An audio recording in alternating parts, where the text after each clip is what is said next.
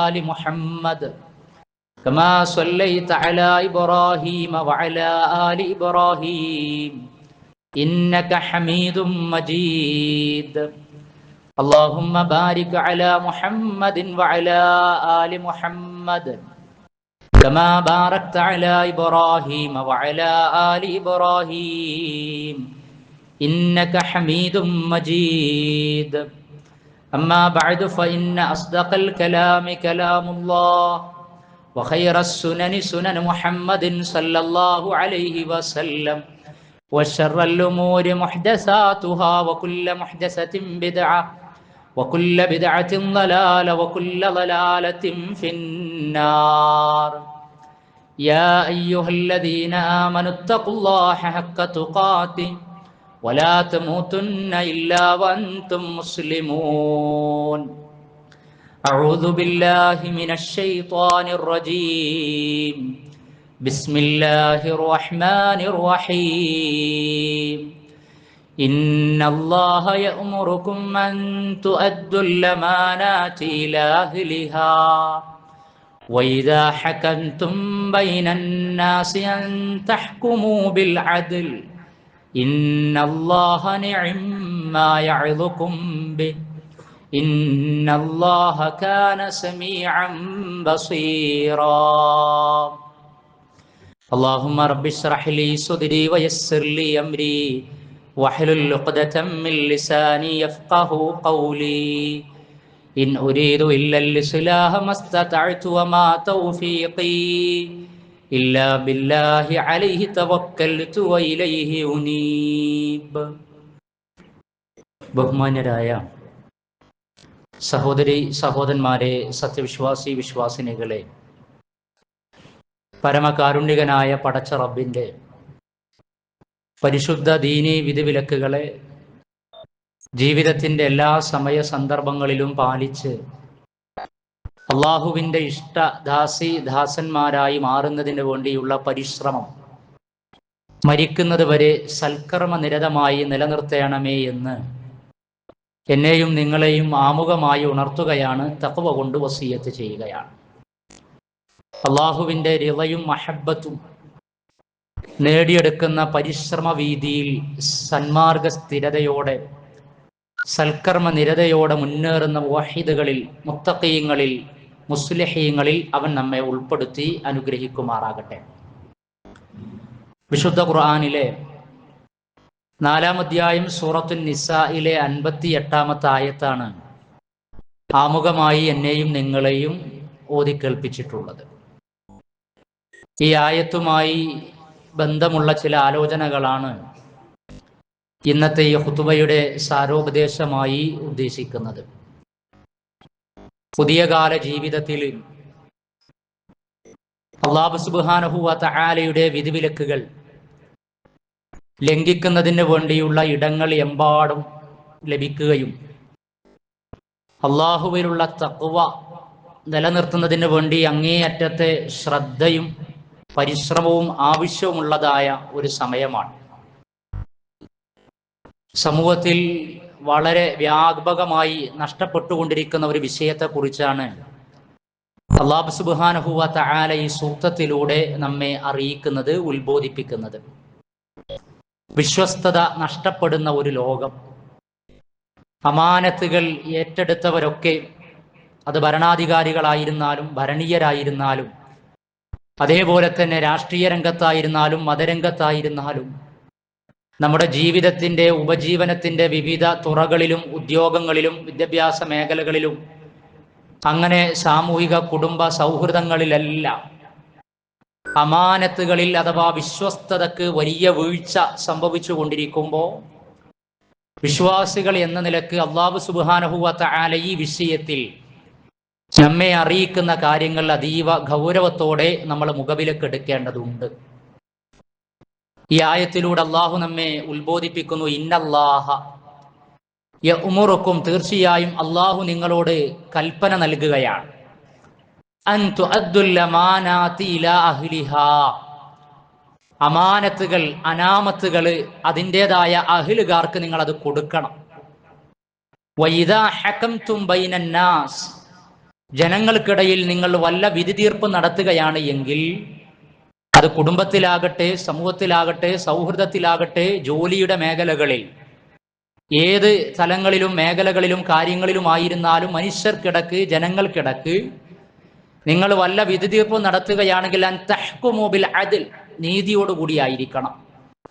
ഇന്നല്ലാഹ നിഅമ്മാ യഅ്ലുകും ബി, അല്ലാഹു സുബ്ഹാനഹു വ തആല അങ്ങേയറ്റത്തെ പവിത്രതയോടെ മഹനീയതയോടെയാണ് ഈ ഉപദേശങ്ങൾ നിങ്ങൾക്ക് നൽകുന്നത്.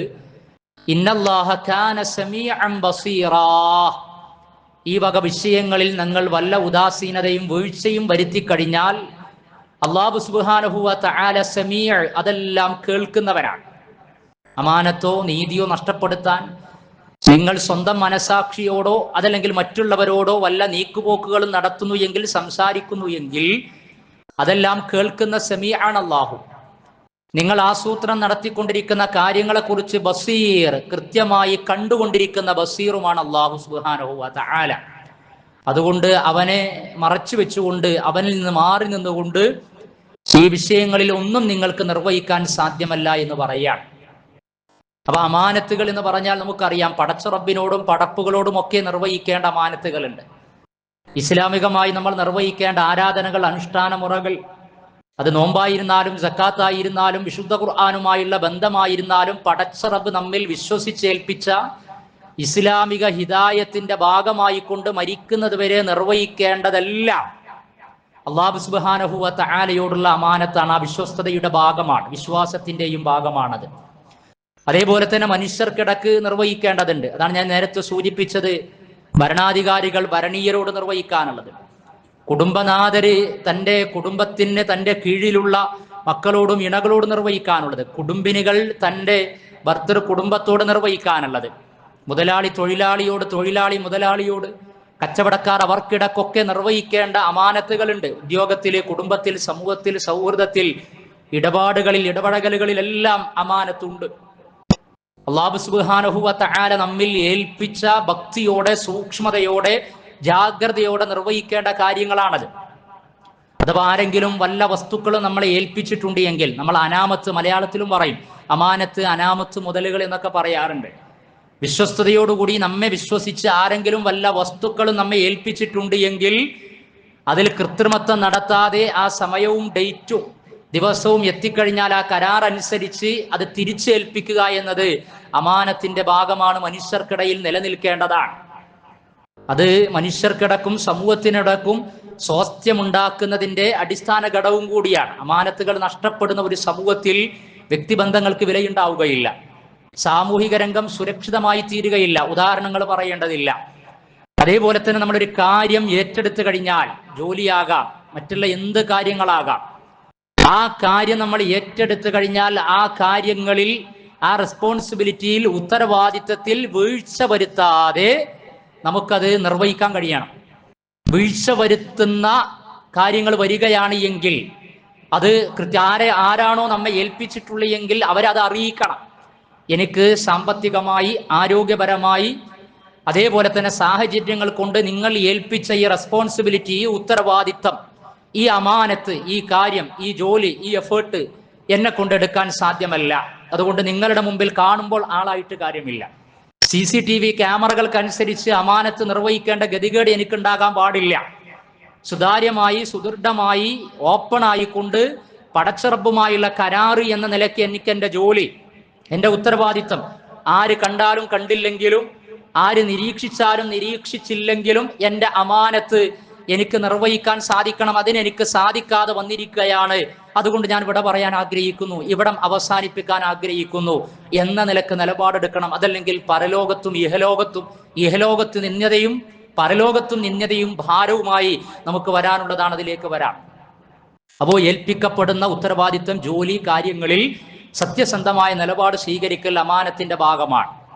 അതേപോലെ തന്നെ ഏൽപ്പിക്കപ്പെട്ട ഒരു സിർറ്, ഒരു വ്യക്തി, അത് കുടുംബത്തിലാകട്ടെ, സമൂഹത്തിലാകട്ടെ, സൗഹൃദങ്ങളിലാകട്ടെ, സോഷ്യൽ മീഡിയകളിലാകട്ടെ, പുതിയ കാലത്ത് ഇങ്ങനെ പല വായനകൾ.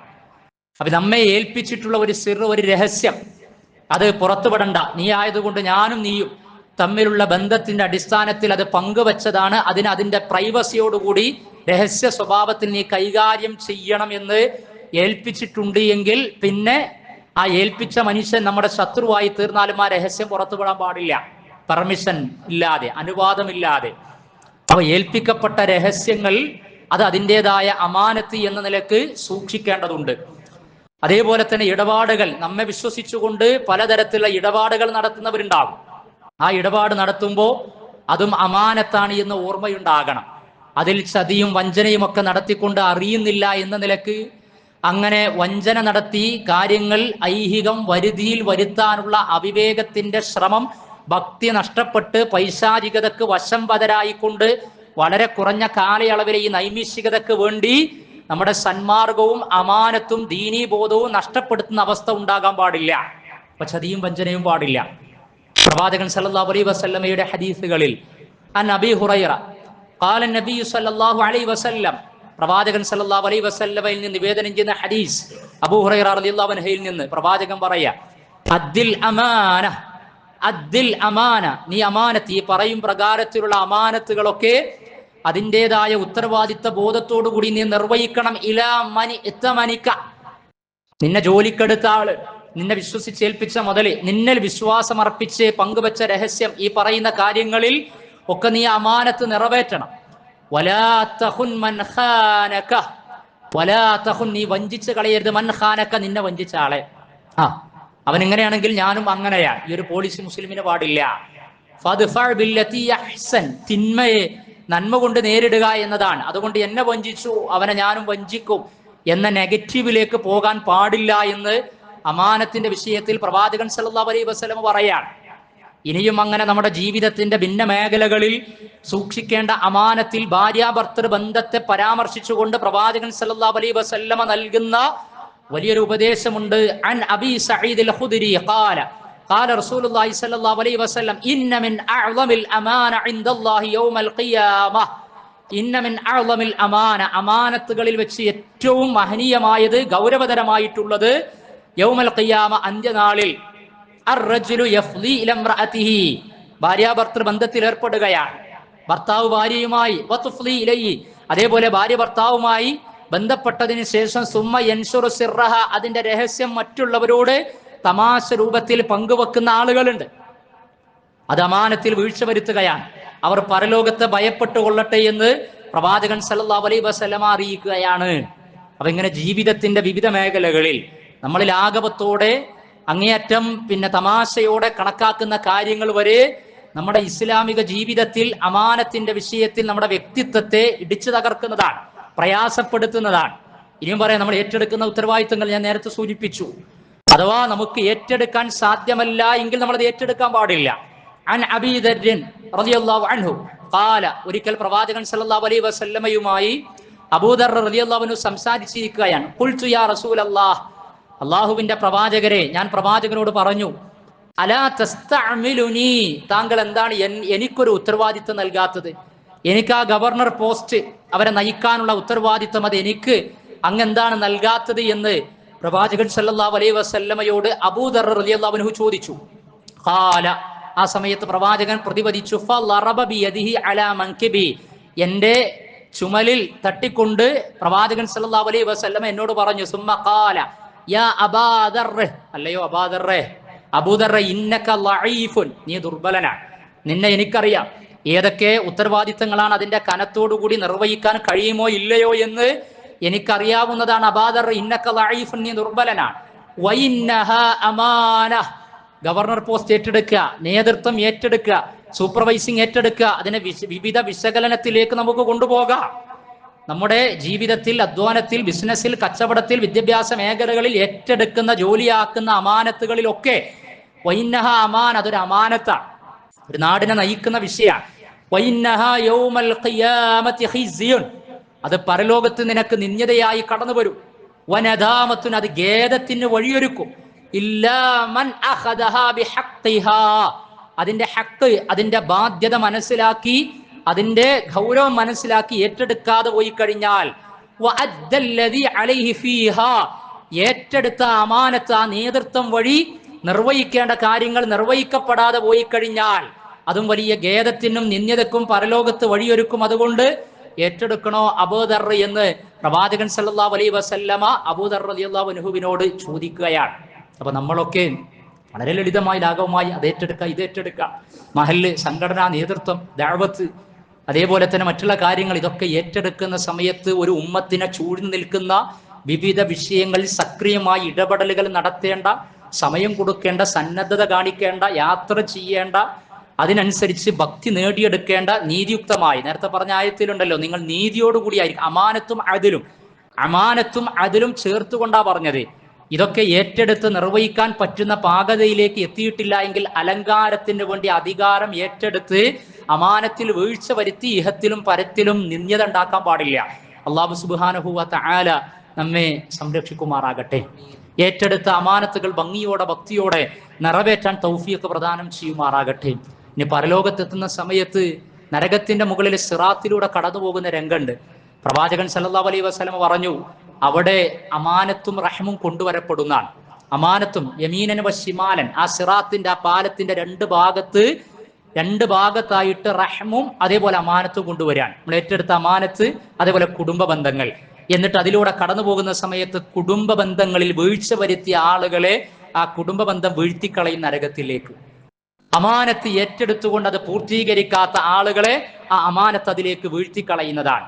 അതേ അവസരത്തിൽ ഈ രണ്ട് കാര്യത്തിലും, കുടുംബ ബന്ധങ്ങളിലും അമാനത്തിലും ഏറ്റവും ഉന്നതമായ നിലപാട് സ്വീകരിച്ച് ചെറുതാകട്ടെ വലുതാകട്ടെ ഉത്തരവാദിത്ത പൂർത്തീകരണം നടത്തിയ ആളുകൾക്ക് അവരുടെ റഹ്മ, കുടുംബ ബന്ധങ്ങളും അമാനത്തും അനുകൂലമായി ശുപാർശ പറഞ്ഞ് വളരെ വേഗത്തിൽ സ്വർഗത്തിലേക്കുള്ള അവരുടെ യാത്ര എളുപ്പമാക്കി കൊടുക്കും. അള്ളാഹു അത്തരക്കാരിൽ നമ്മെ ഉൾപ്പെടുത്തുമാറാകട്ടെ. നാഥൻ നമ്മെ ഏൽപ്പിച്ചിട്ടുള്ള കുടുംബത്തിലെയും സമൂഹത്തിലെയും സാമ്പത്തിക രംഗത്തെയും ഉപജീവനത്തിലെയും ഒക്കെ അനാമത്ത്, അമാനത്ത്, മുതലുകളെയും കാര്യങ്ങളെയും റെസ്പോൺസിബിലിറ്റികളെയും ഒക്കെ അതിൻ്റെതായ സൂക്ഷ്മതയിൽ നിറവേറ്റുവാനും, അങ്ങനെ 23-ാം അധ്യായം സൂറത്തുൽ മുഅ്മിനൂനിൽ വിജയം വരിച്ച വിശ്വാസികളുടെ ഉപമ പറഞ്ഞിടത്ത് വല്ലദീനഹും ലി അമാനാതിഹിം വഅഹ്ദിഹിം റാഊൻ, വല്ലദീനഹും വിജയിച്ച വിശ്വാസികൾ, അവർ അവരുടെ അമാനത്തുകളെയും കരാറുകളെയും ഭംഗിയോടെ സൂക്ഷ്മതയോടെ പൂർത്തീകരിക്കുന്നവരായിരിക്കും. അത്തരക്കാരിൽ ഉൾക്കൊണ്ട് ഇഹത്തിലും പരത്തിലും വിജയം വരിക്കുന്നവരിൽ അള്ളാഹു നമ്മെ ചേർക്കുമാറാകട്ടെ.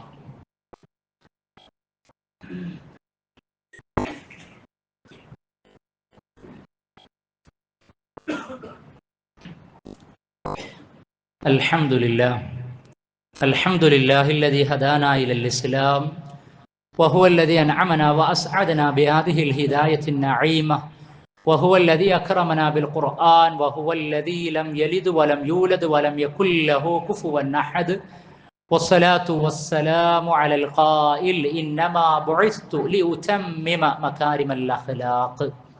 സ്നേഹം നിറഞ്ഞ സഹോദരി സഹോദരന്മാരെ, സത്യവിശ്വാസികളെ, അള്ളാഹുവിൻ്റെ ദീനിൻ്റെ ചെറുതും വലുതുമായ വിധിവിലക്കുകൾ രഹസ്യ പരസ്യ വ്യത്യാസമില്ലാതെ ജീവിതത്തിൻ്റെ എല്ലാ ഇടങ്ങളിലും സന്ദർഭങ്ങളിലും തഖ്വയും തസ്കിയത്തും തറബിയത്തും മുൻനിർത്തി പാലിക്കുന്ന, അങ്ങനെ ഐഹിക ക്ഷേമവും സർവോപരി പരലോക മോക്ഷവും നേടിയെടുക്കുന്ന ഉത്ബുദ്ധരിൽ ഉൾപ്പെടുക. അള്ളാഹു നമ്മെ അനുഗ്രഹിക്കുമാറാകട്ടെ. ഇസ്ലാമിക സമൂഹം പല വിധത്തിലുള്ള പ്രതിസന്ധികളിലൂടെ മുന്നോട്ട് പോവുകയാണ്. അതിൽ നമുക്കറിയാം, എക്കാലത്തും ഈ ഉമ്മത്ത് പല ക്രൈസിസും അഭിമുഖീകരിച്ച് അതിജീവനം നേടിയിട്ടുണ്ട്.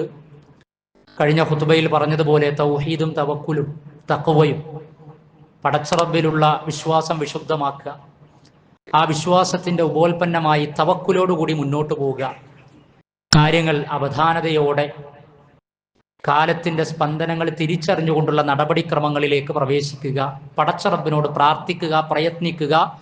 ഏത് വിഷയത്തിലും അള്ളാഹു തുറവി നൽകും. ഒമൻ യത്തഖില്ലാ യജ്അൽ ലഹു മഖ്റജ.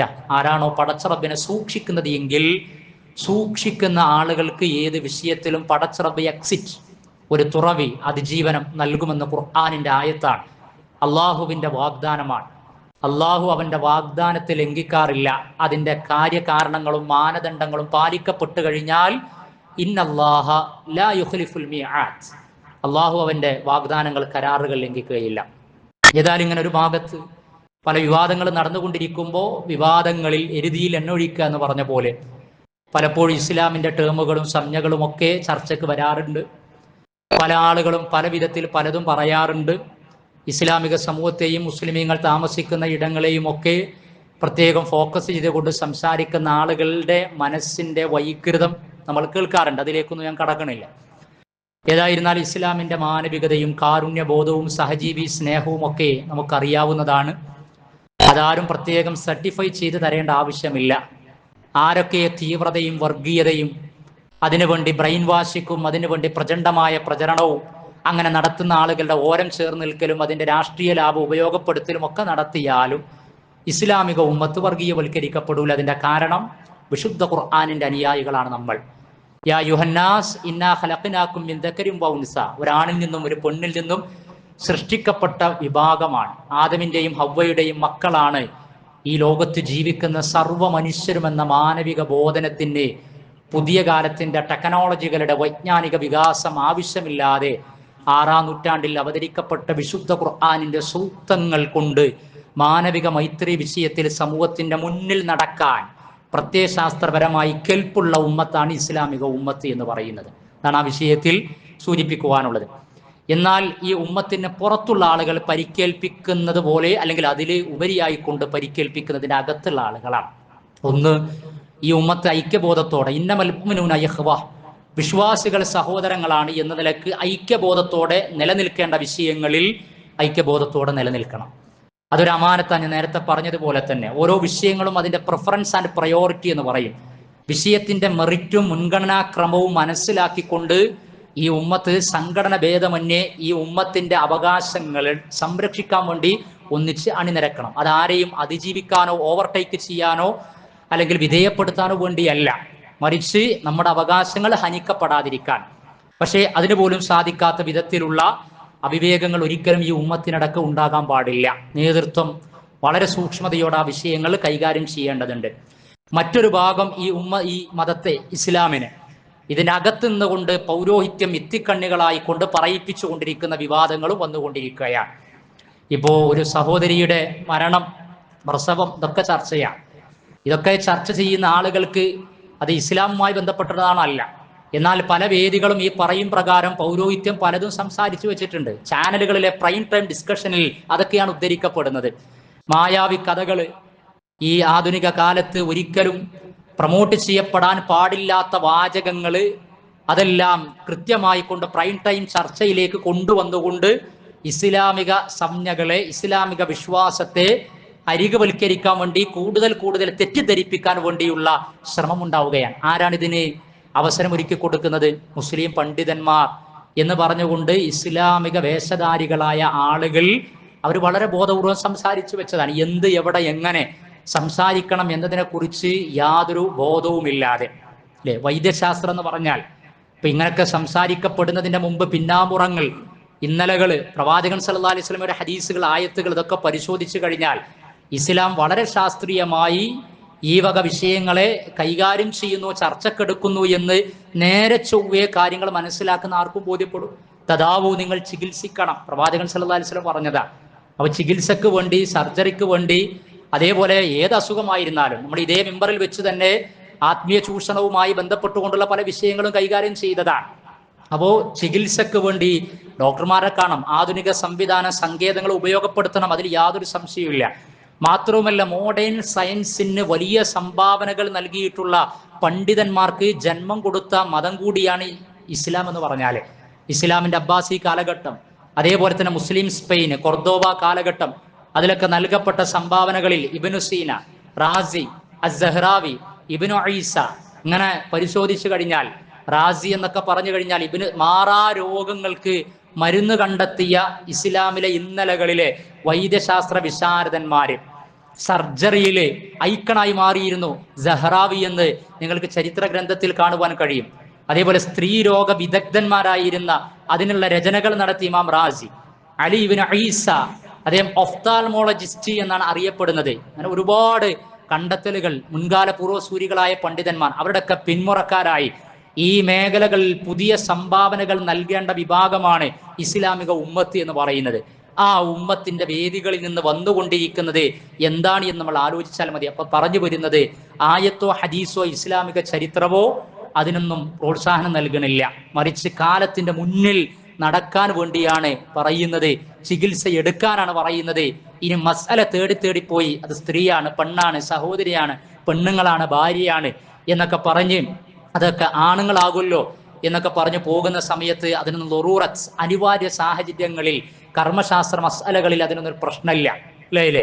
ഒരു ഒരു ഡോക്ടർ അഥവാ മെയിൽ ഡോക്ടറാണ് എങ്കിൽ പിന്നെ സ്ത്രീയെ, സഹോദരിയെ, പെങ്ങളെ, ഭാര്യയെ ചികിത്സിക്കുന്നത്, ഓപ്പറേഷൻ നടത്തുന്നത് അതൊരു മെയിൽ ഡോക്ടറാണ് എന്ന് വെച്ച് ഇസ്ലാമിക ബോധത്തിന് ഒരു പരിക്കു ഏൽക്കൂല. വേണമെങ്കിൽ നോക്കാം, അങ്ങനെ സൂക്ഷ്മതല ആളെ സംബന്ധിച്ചിടത്തോളം ലേഡി ഡോക്ടറെ കിട്ടൂലേ എന്നൊക്കെ അന്വേഷിക്കാം. അതിന് മതം എതിരൊന്നല്ല. പക്ഷേ അങ്ങനെ ഒരു സാഹചര്യം ഇല്ല എന്ന് വെച്ചുകൊണ്ട് വീട്ടിൽ കാര്യം തീർത്ത് അവസാനം വലാ തെൽക്കു ഐദിയക്കും ഇല തഹ്ലുക, നാശത്തിലേക്ക് നിങ്ങൾ എറിഞ്ഞു കൊടുക്കരുത് എന്ന് അല്ലാഹു സുബ്ഹാനഹു വ തആല പറഞ്ഞതാണ്. അപ്പൊ അറിവില്ലായ്മ കൊണ്ട്, അവിവേകം കൊണ്ട്, തീവ്രത കൊണ്ട്, വസ്വാസ് കൊണ്ട് ആ രൂപത്തിലേക്ക് എത്തിപ്പെടാൻ ഇസ്ലാമിക പ്രമാണങ്ങൾ പഠിപ്പിക്കണില്ല. മറിച്ച് അതിനെതിരാണ് കാര്യങ്ങൾ പറയുന്നത്. അപ്പൊ ലൊറൂറത്തിന്റെ സാഹചര്യങ്ങളിൽ ഒരു ബഹുസ്വര സമൂഹത്തിൽ ജീവിക്കുമ്പോൾ, പുതിയ കാലത്ത് ജീവിക്കുമ്പോൾ ജീവഹാനി ഉണ്ടാകാതിരിക്കാനായിരിക്കണം ആധുനിക വൈദ്യശാസ്ത്രം. ജീവിതത്തിന്റെ അടിസ്ഥാന വിജ്ഞാനീയങ്ങളിൽ ഒന്നാണ് മെഡിക്കൽ ഫീൽഡ് എന്ന് പറയുന്നത്.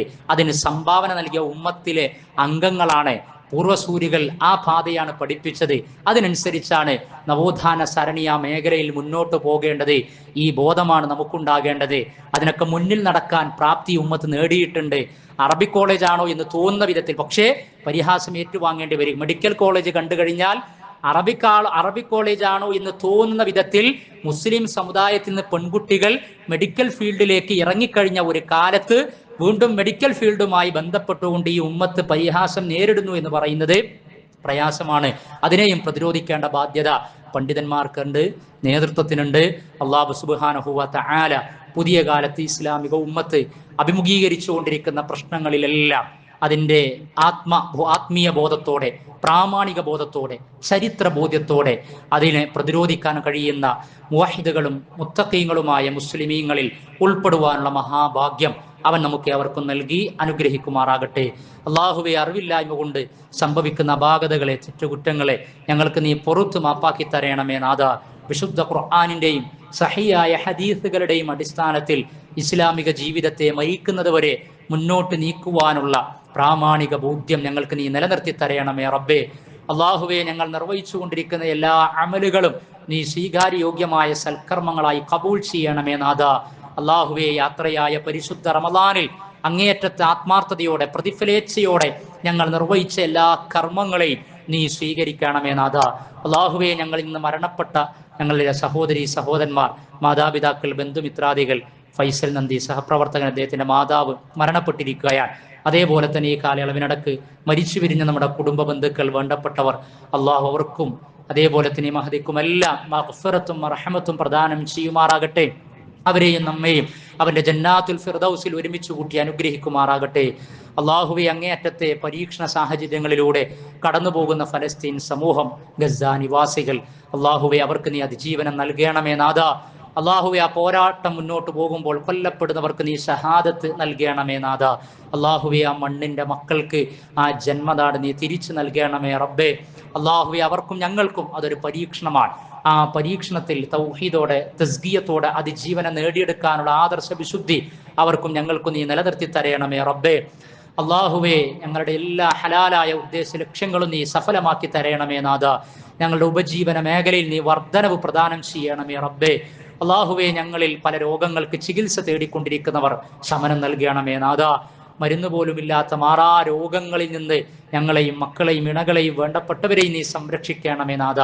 അള്ളാഹുവെ, ഞങ്ങൾ എടുത്തുകൊണ്ടിരിക്കുന്ന ചികിത്സ നീ ഫലപ്രദമാക്കി തീർക്കണമേ റബ്ബേ.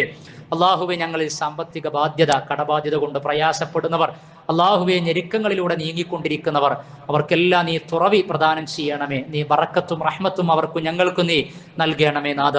അള്ളാഹുവെ, ഈ മസ്ജിദുമായി അതുമായി ബന്ധപ്പെട്ട സംരംഭങ്ങളുമായി സഹകരിച്ചു കൊണ്ടിരിക്കുന്ന, അതിന് ദാനധർമ്മങ്ങൾ നീക്കിവെച്ച, സദഖാജാരിയ നീക്കിവെച്ചിട്ടുള്ള ഒരുപാട് സുമനസ്സുകൾ അള്ളാഹുവെ നീ സ്വാലിഹായ കർമ്മമായി കബൂൽ ചെയ്യണമേ നാഥ. അതുവഴി അവരുടെ ഹലാലായ ഉദ്ദേശങ്ങൾ നീ സഫലമാക്കി കൊടുക്കണമേ റബ്ബേ.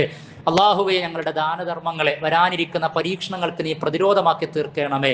അല്ലാഹുമ്മ ഗ്ഫിർ ലിൽ മുഅ്മിനീന വൽ മുഅ്മിനാത്ത് വൽ മുസ്ലിമീന വൽ മുസ്ലിമാത്ത് അൽ അഹ്യാഇ മിൻഹും വൽ അംവാത്ത് ഇന്നക മുജീബുദ് ദഅവാതി യാ ഖാദിയൽ ഹാജാത്ത്. اللهم اعز الاسلام والمسلمين. اللهم انصر اخواننا في فلسطين. اللهم انصر المظلومين في غزة. اللهم انصر المظلومين في شمال الهند. اللهم انصر اخواننا في جميع انحاء العالم. اللهم كن نسيرا ومعينا للمجاهدين في هذه المنطقة المظلومة. ربنا آتنا في الدنيا حسنة وفي الآخرة حسنة وقنا عذاب النار.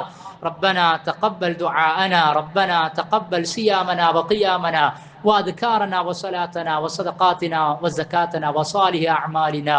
ربنا تقبل منا إنك أنت السميع العليم وتب علينا إنك أنت التواب الرحيم. والصلاة والسلام على رسولك الكريم